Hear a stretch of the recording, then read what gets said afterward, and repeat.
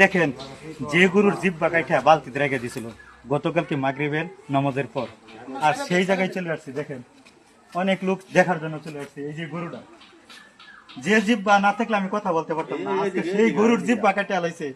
মানুষ কি পশু নামে পরিচিত দুনিয়াতে বাস করতেছে, আর সেই গরু জিব্বা কাটে আলাইছে। যে গরু নাকি আল্লাহ তাআলা আমাদের জন্য সৃষ্টি করছে, আর আমরা হইলাম সৃষ্টির সেরা জীব। সৃষ্টির সেরা জীব এই গরুর জিব্বা কিভাবে কাটলাম এটা আমি সহ্য করতে পারতেছি না।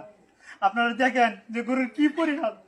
এই গরুর মুখে দাস লালা বাড়িতেছে, জিরবা কেটে লাইছে। আমি একটু আগে এর আগে ভিডিওর মধ্যে দেখাইছে জিরবা হাতে নিয়ে পুরা 5 ইঞ্চির মতো জিরবা কেটে লাইছে। আর আমার একটু জিরবার মধ্যে যদি একটু শুই পড়ে, একটু কাড়া বিধে, আমার সারা শরীর কম্পন সৃষ্টি হয়ে যায়। আজকে সেই গরুর জিব্বা কেটে লাইছে। দেখেন, এই যে আমার বড় বড় ভাইরা, সম্মানিত ভাইরা সামনে উপস্থিত আছে, আজকে সেই গরুর কি নির্মম পরিবেশ। এই গরুর ভিতরে 5 মাসের বাচ্চা আছে। আজকে এই গরুটা আমি কিভাবে কি করব বলেন। আরেক মানুষ, এই যে আমার মুরব্বী গরুর মালিক উপস্থিত, এই গরুর পেটে যদি বাচ্চা না থাকতো তাহলে জব করে হলে একটা সিস্টেম করা হতো। কিন্তু আজকে সেই গরুর কি পরিহাস, কিন্তু কোনো কিছু করতে পারতেছে না। আর সেই গরু না খায় উপাস। এরকম একটা ঘটনা ঘটছে যে দেখেন, যে গরুর জিব্বা কাইঠা বালতিতে রেখে দিছিল গতকালকে মাগরিবের নামাজের পর, আর সেই জায়গায় চলে আসছে। দেখেন, অনেক লোক দেখার জন্য চলে আসছে। এই যে গরুটা, যে জিব্বা না থাকলে আমি কথা বলতে পারতাম না, আজকে সেই গরুর জিব্বা কেটে আলাইছে। মানুষ কি পশু নামে পরিচিত দুনিয়াতে বাস করতেছে, আর সেই গরু জিব্বা কেটে আলাইছে। যে গরু নাকি আল্লাহ তাআলা আমাদের জন্য সৃষ্টি করছে, আর আমরা হইলাম সৃষ্টির সেরা জীব।